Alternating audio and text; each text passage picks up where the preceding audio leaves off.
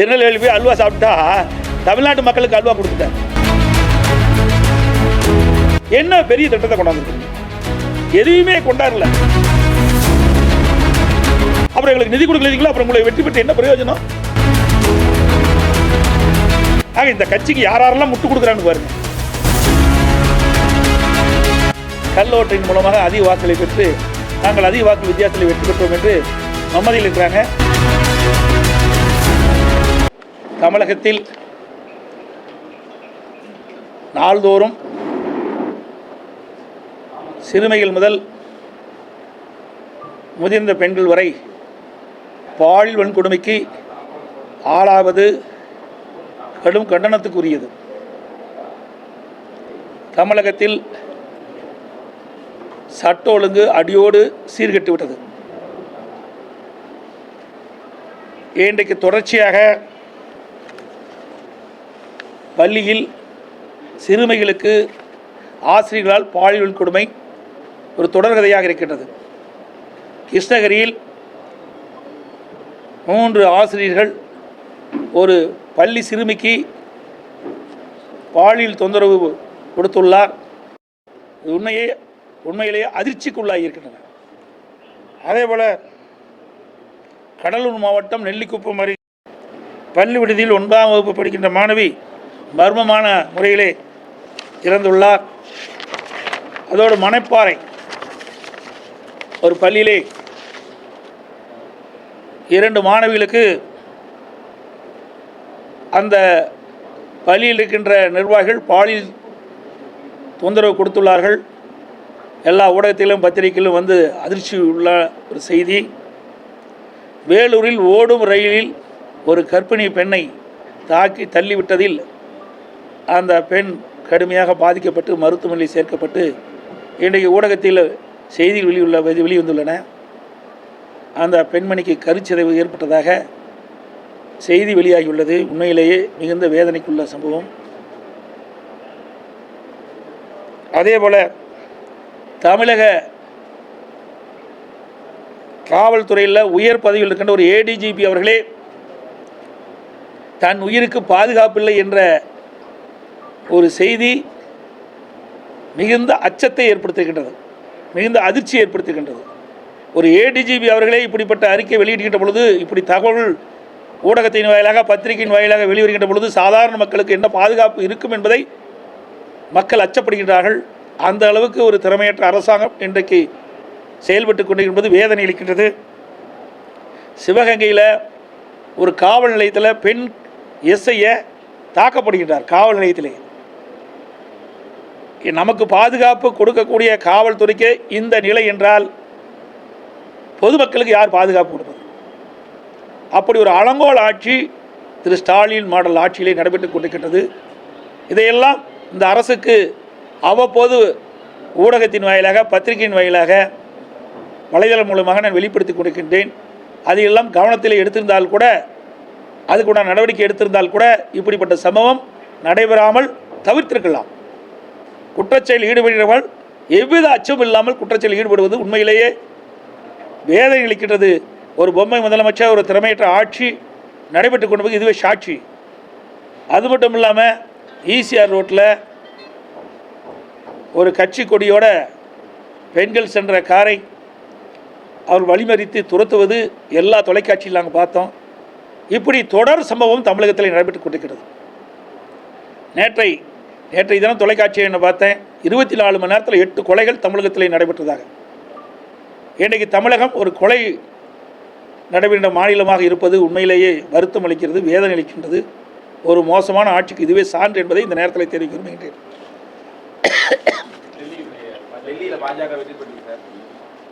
டெல்லியில் அதாவது நாங்கள் எங்களை பொறுத்த வரைக்கும் பலமான கூட்டணி அமையும், உங்களையெல்லாம் அழைத்து நிச்சயமாக தெரிவிப்போம். எந்த மாறுபட்ட கருத்து கிடையாது. இன்னொரு 4-5 மாதம் ஆகணும், ஒரு 6 மாதம் போகணும்.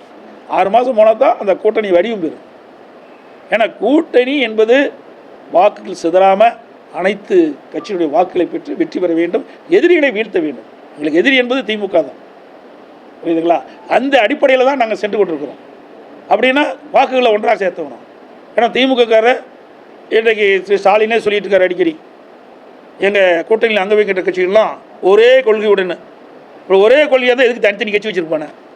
எங்களை பொறுத்த வரைக்கும் கூட்டணி என்பது வேறு, கொள்கை என்பது வேறு. கூட்டணி என்பது தேர்தல் நேரத்தில் ஒன்றாக சேர்ந்து எதிரிகளை வீழ்த்துவதற்காக அமைக்கப்படுகின்ற கூட்டணி. தேர்தல் முடிந்த பிறகு அவரவர் கொள்கைப்படி தான் அந்தந்த கட்சி நடத்துவாங்க. அப்படித்தான் நாங்கள் செயல்பட்டு இருக்கிறோம். அப்படித்தான் நாங்களும் கூட்டணி அமைக்கிறோம்.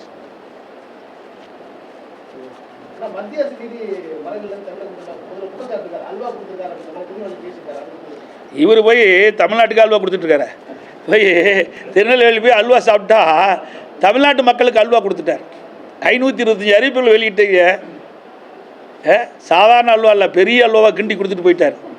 525 அறிவிப்புகளை கொடுத்து எவ்வளோ அறிவிப்பை நிறைவேற்றியிருக்காரு சொல்லுங்கள் பார்க்கலாம். நீங்களே நான் பல முறை சட்டமன்றத்திலையும் பேசிட்டேன், இந்த மாதிரி ஊடகத்திலையும் பத்திரிகையின் வாயிலாக என்னுடைய கருத்து சொல்லியிருக்கிறோம். ஒரு 15% அறிவிப்பு தான் நிறைவேற்றிருக்காங்க. முக்கியமான அறிவிப்பு, இன்றைக்கு மாணவர்களுக்கு வாங்கிய கல்வி கடன் வங்கியில் ரத்து செய்யினாங்க, செஞ்சாங்களா? இன்றைக்கு 100 நாள் வேலை திட்டத்தை 150 நாளாக உயர்த்தப்படும்னாங்க, உயர்த்தலை. அவருடைய சம்பளத்தை உயர்த்தப்படும்னாங்க, அதுவும் உயர்த்தலை. கேஸ் மானியம் 100 ரூபா கொடுக்குறாங்க, இது வரைக்கும் கொடுக்கல. ரேஷன் கடையில் சர்க்கரை 1 கிலோ 2 கிலோ ஆக்குனாங்க, அதுவும் கொடுக்கல. கரும்புக்கு ஒரு மெட்ரிக் டன் கரும்புக்கு 4000 ரூபா கொடுக்குறாங்க விவசாயிகளுக்கு. குறைந்தபட்ச ஆதார விலை 4000 ரூபா கொடுக்குறாங்க, கொடுக்கல. நெல்லுக்கு ஒரு குவிண்டாலுக்கு ஆதார விலை 2500 ரூபா கொடுக்குறாங்க, கொடுக்கல. இப்படி பல திட்டங்கள் இந்த ஆட்சியில் நிறைவேற்றப்படவே இல்லை. நிறைய இருக்குது, இது மாதிரி எதுவுமே நிறைவேற்றலை. எல்லாம் போலி அறிவிப்பு. ஏன்னா கோட் ஷூட் போட்டுக்கிறாரு, ஃபோட்டோ ஷூட் கொடுக்குறாரு. நீங்களும் அழகாக உங்களுக்கு ஊடகத்திலையும் பத்திரிகை வெளிப்படுத்துறீங்க. இதுதான் காலம் ஓடிட்டு இருக்குது. நான் ஏற்கனவே சட்டமன்றத்தில் தெளிவாக பேசினேன், இங்கேயும் நான் உங்கள் முன்னால் தெளிவாக பேட்டி கொடுத்தேன். திராவிட முன்னேற்ற கழக ஆட்சிக்கு வந்தவுடன் கடன் கட்டுப்படுத்தப்படும், கடன் படிப்படியாக குறைக்கப்படும், அதற்கு நிதி மேலாண்மை குழு அமைக்கப்படும், அதில் நிபுணர்கள்லாம் அடங்குவார்கள். குழு அமைச்சிங்க, நிபுணர்கள் இடம்பெற செஞ்சுங்க. அப்புறம் எதுக்கு 3,83,000 கோடி கடன் வாங்கினீங்க? இன்றைக்கு 2020-21 அனைத்து இந்திய அண்ணா திராவிட முன்னேற்ற கழக ஆட்சி இருக்கும்போது வந்த வருவாயை விட திமுக ஆட்சியில் 2024-25 1,10,000 கோடி கூடுதலாக வருமானம் வருது. அப்படி கூடுதலாக வருமானம் வருகின்ற பொழுது என்ன பெரிய திட்டத்தை கொண்டாந்துருக்கிறீங்க? எதையுமே கொண்டாடல. கேட்டால் நாங்கள் சட்டமன்றத்தில் நான் பேசும்போது நிதியமைச்சர் இது சொன்னார், ஏன் நாங்கள் மகளிருக்கு 1000 உரிமை தொகை கொடுக்கணும். சரி, 1000 உரிமை தொகை கொடுக்குறேன், 17,000 கோடி. மீதி பணம் எங்கே போச்சு? நான் அடுத்ததுங்க, நான் அவர் சொல்லாது நானே சொன்னேன், இன்னும் நிறைய இருக்குது. அகவலப்படி ஒரு 10,000 கோடி, மின்சார மானியம் ஒரு 10,000 கோடி, வட்டி 48,000 கோடி எடுத்துக்கு. நாங்களும் வட்டி கட்டணும், ஆனால் வட்டி கட்டணும் எல்லாம் எடுத்தால் கூட 18,000 கோடி மீதி இருக்குது. என்ன செலவு செஞ்சீங்க? என்ன திட்டத்தை கொண்டாந்தீங்க? அப்புறம் 3,53,000 கோடிக்கு என்ன திட்டத்தை கொண்டாந்து நிறைவேற்றிருக்கிறீங்க? கடன் வாங்க வேண்டிய அவசியம் என்ன? இன்றைக்கு அரசு ஊழியர்களுக்கு அவர்கள் ஆட்சிக்கு வந்த உடனே பழைய ஓய்வு திட்டத்தை நாங்கள் நடைமுறைப்படுத்தும் சொன்னாங்க. பல போராட்டம் நடத்திக்கிட்டாங்க. 4 ஆண்டு உருண்டை ஓடிப்பட்டு 1 ஆண்டு தான் இருக்குது. அரசு ஊழியர்கள் வாக்குகளை பெறுவதற்கு எவ்வளவோ பொய்களை பேசி இன்றைக்கு அறிவித்து வாக்குகளை வாங்கின பிறகு அப்படியே அவருடைய 2021 திராவிட முன்னேற்ற கழகத்துடைய தேர்தல் அறிக்கையில் காற்றில் பறக்க விட்டுட்டார்.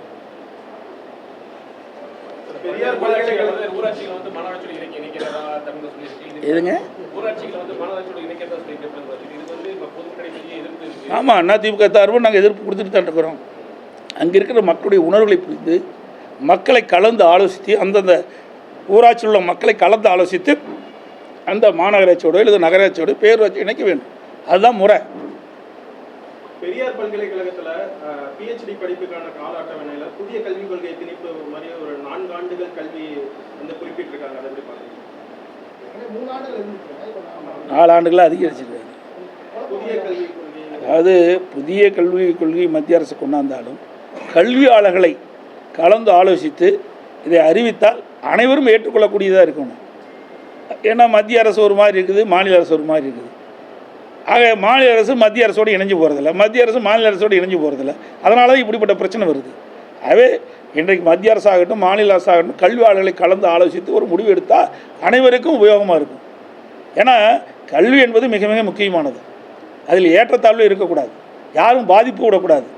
எது சிறந்தது என்பதை கல்வியாளர் வைத்து தான் முடிவு செய்யணும். அதுதான் எங்களுடைய கருத்து. அதே போல யூஜிசி அந்த வரைவு அறிக்கையில பாத்தீங்கன்னாக்கா அது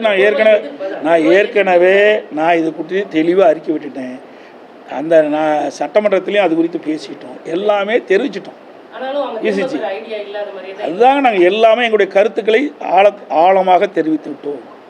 அதனுடைய எதிர்ப்பையும் தெரிவிச்சிட்டோம், அறிக்கையின் வாயிலாக தெரிவிச்சிட்டோம், சட்டமன்றத்தில் இது குறித்து தெளிவாக பேசிட்டோம்.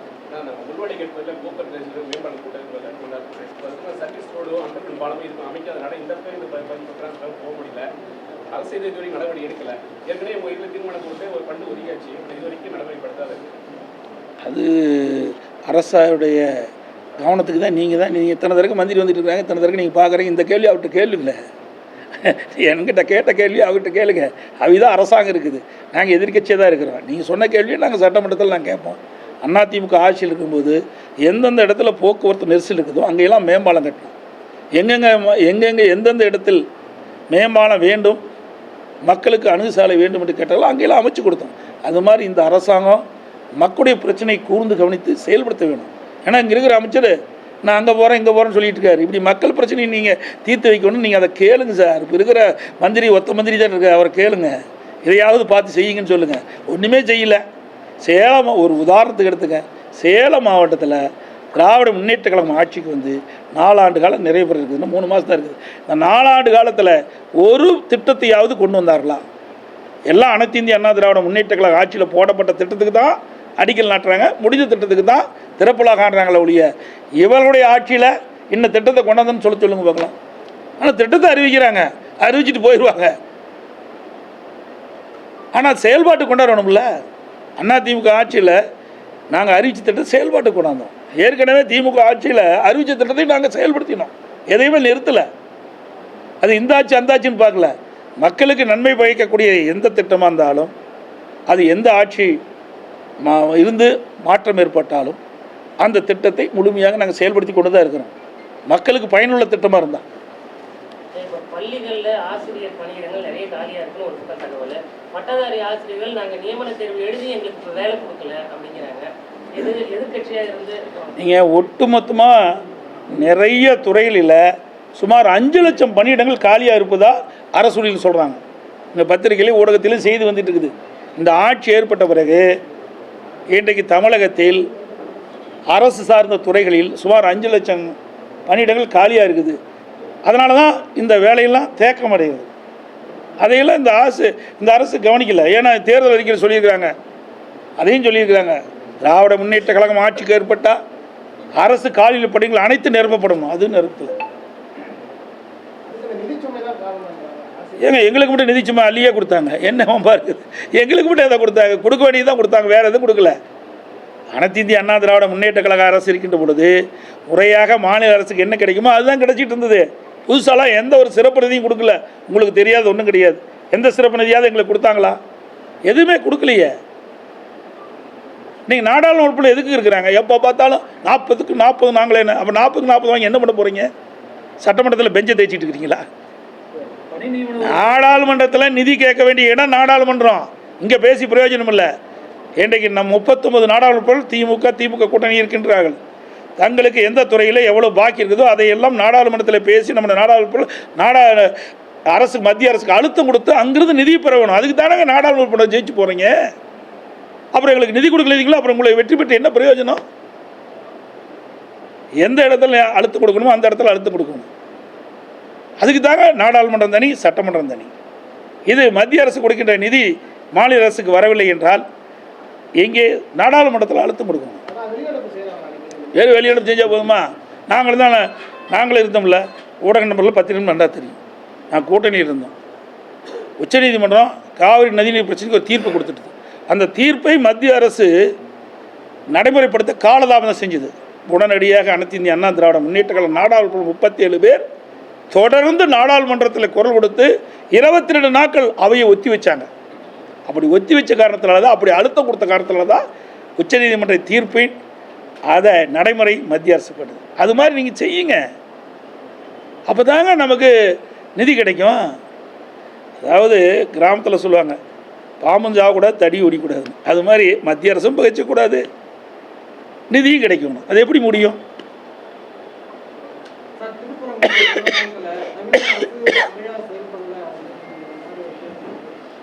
அதாவது இதையெல்லாம் வந்து ஒரு சென்சிட்டிவான பிரச்சனை.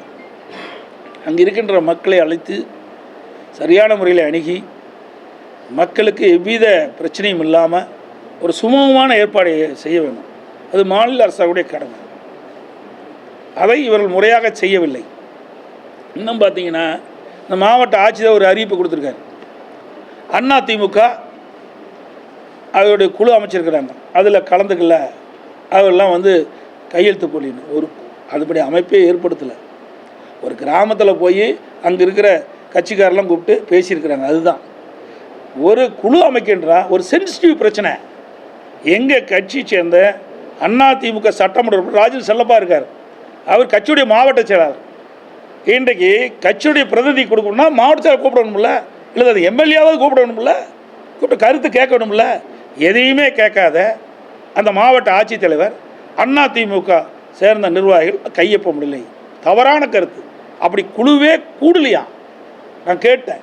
மாவட்ட ஆட்சித்தலைவர் கொடுத்துட்டாங்க, விரைவில் வழக்கு தொடரப்போம். இப்படி அவதூறான செய்தி ஒரு மாவட்ட ஆட்சித்தலைவர் வெளியிடக்கூடாதுல்ல ஒரு கட்சியின் மீது. இது தவறு இல்லை. மக்களிடத்தில் இந்த செய்தி போயிடுச்சுன்னா எங்கள் மீது ஒரு தவறான எண்ணம் ஏற்பட்டாதா? ஆக இந்த கட்சிக்கு யாரெல்லாம் முட்டு கொடுக்குறான்னு பாருங்க. இதெல்லாம் தவறு சார். எந்த பின்புலமாக இருந்தாலும் அரசாங்கம் அதிலே முயற்சி செய்து ஒரு ஒழுங்குபடுத்த வேணும். அதுதாங்க அரசாங்கம் இருக்குது. ஒரு பிரச்சனை ஏற்பட்டால் அந்த பிரச்சனையில் யாராக இருக்கிறாங்க அவளை அழைத்து பேசி பண்ணணும். இப்படி ஒரு குழுன்னு போட்டுட்டு குழு அழைக்காமையே ஒரு கட்சி அழைக்காமையே அழைத்துன்னு ஒரு தவறான தகவல் வெளியிடுறாங்களே, எப்படி இருக்கும்? அவர் எப்படி போய் அந்த பிரச்சனை வந்து சால்வ் ஆகும்? ஈரோடு கிழக்கு இடைத்தேர்தலில் நாம் தமிழர் கட்சி டெபாசிட் இழந்திருக்காங்க. பெரியாரை பற்றி அவதூறு பேசுறதுனால இந்த பதில். அதாவது மக்களுடைய இதை வந்து மக்களுடைய எண்ணங்களை பிரதிபலிச்சிருக்கிறாங்க. அதில் போய் நம்ம குறை சொல்ல முடியும். இது இப்படி அப்படி இப்படின்னு சொல்ல முடியாது. நீங்கள் இதில் வந்துருக்கிறீங்க, ஒவ்வொருத்தருக்கும் ஒரு கருத்து இருக்கும். வாக்களிக்கும் போது உங்களுடைய எண்ணம் எப்படி இருக்குதோ, உங்களுக்கு யாருக்கு வாக்களிக்க வேண்டும்னு விருப்பறீங்க அது வாக்களிக்கிறீங்க. இது வேறு அது வேறு, ரெண்டையும் சம்மந்தப்படுத்தி பேசக்கூடாது. இன்றைக்கி மக்கள் வாக்களிக்கக்கூடிய உரிமை உள்ளவர்கள். வாக்களிக்கக்கூடிய மக்களை நாம் இதில் இழுத்து பேசுவது தவறு, அது சரியும் அல்ல. அனைத்து ஊடகங்களுக்கும் பத்திரிகைகளுக்கும் வணக்கம், நன்றி.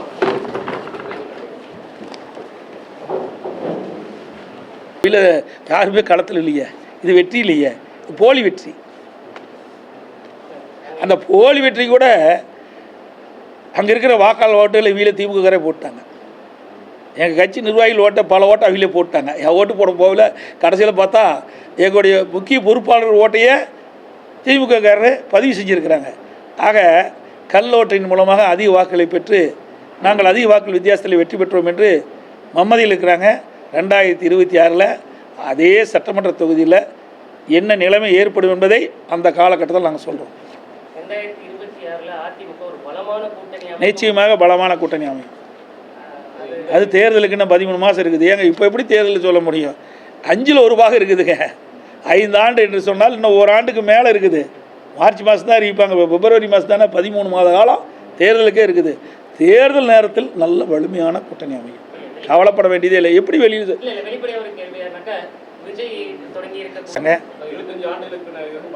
அதாங்க ஒரு ஆட்சி மாற்றம் வேணும்னு மக்கள் விரும்பினா அது ஆட்சி மாற்றம் வரும்.